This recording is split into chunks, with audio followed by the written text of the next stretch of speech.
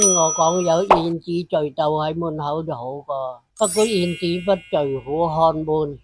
燕子都會嫌貧愛富，分得出窮人同埋富人嘅咩？講係個燕子都會揀間靚屋咪雅屋過，因為燕子好企理噶，又去灑到位點聚噶。喺農村，老一輩人認為燕子來要發財，燕子入屋多福多兒孫。民間傳說認為燕子就係一隻吉祥之鳥，有燕子入屋係一個好兆頭嚟嘅。若然邊家人有燕子嚟築巢嘅話，即係講明呢家人可能會行好運，預示住家庭和睦、升官發財、丁財兩旺咁話。正所謂舊時王謝堂前燕，飛入尋常百姓家。講嘅就係豪門貴族同燕子之間嘅關係啦。呢度講嘅黃道同謝安曾經係晉朝嘅豪門貴族嚟嘅，但後嚟衰敗之後，佢哋原本住嗰間大屋就變成咗荒廢嘅爛屋，成為咗尋常老百姓住嘅地方。就連燕子都好中意喺入邊築巢。你睇，連古人都認為燕子係中意喺啲大戶人家入邊築巢嘅，認為燕子入屋都係好嘅。再加上燕子係益鳥，所以老一輩嘅人以前經常教我哋要保護好燕子。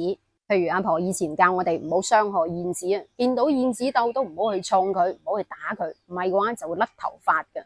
其實都係想保護燕子嘅啫。講到燕子築巢，又有句咁樣嘅俗語，叫做燕子不進虎寒門。字面上嘅意思即係話燕子唔會揀啲貧苦人家嘅屋企嚟築巢嘅。咁唔通燕子都嫌貧愛富，專揀啲有錢人家咁現實？燕子又知道你有幾多家產？燕子又點樣分窮人同富人嘅咧吓？呢一個就要從燕子嘅習性開始講起咯。燕子到咗冬天係會往南飛嘅，因為驚凍死啊嘛。到咗南方，首要嘅任務就係起屋築巢咯，因為要傳宗接代嘅。喺人類仲未有房屋、仲未起屋嘅時候，仲喺動居生活嘅時候，人類就已經同燕子同居噶啦。後嚟到咗農業時代，開始耕種嘅時候，人類唔使到處漂泊，呢個時候就要揾一個固定嘅地方定居。但係唔係每個地方都有山洞噶嘛，所以就開始起屋啦。喺嗰個時候，人類就發現啦，原來燕子同人類係一樣，日頭要覓食，夜晚就休息，仲會擔一啲嘢食翻嚟餵個燕 BB，又唔會打攪到人類，仲會幫手食農田入邊嘅害蟲。慢慢老百姓就越嚟越對燕子有好感啦。慢慢條件好咗，老百姓起屋都有貧富等級之分嘅。有錢人家會起間靚啲嘅，實淨啲，襟用啲，遮風擋雨嘅效果都要好啲嘅。選址嘅位置最好揀個風涼水冷、近農田嘅地方，因為方便種嘢啊嘛。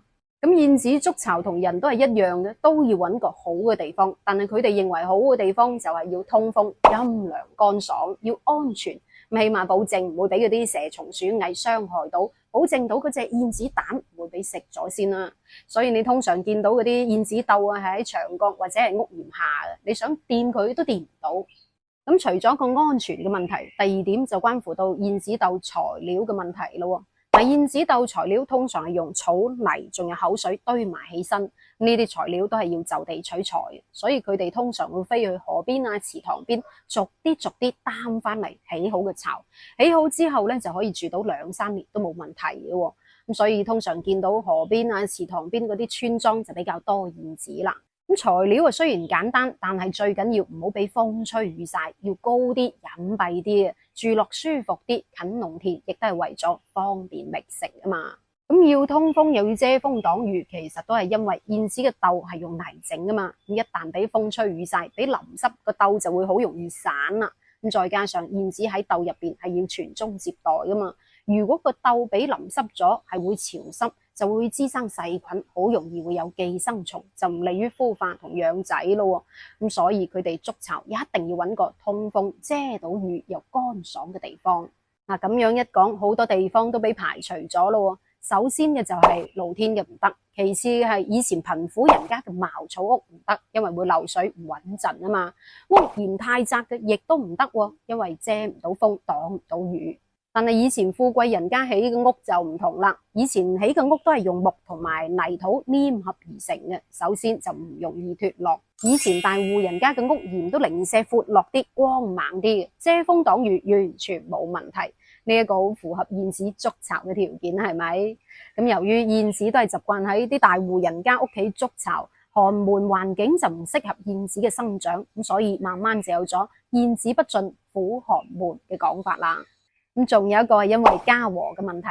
富貴人家肯定係唔使憂柴憂米嘅，交都嘈少啲。但係以前貧苦人家可能就會因為一個溫飽嘅問題，日日愁眉苦臉，經常嘈交。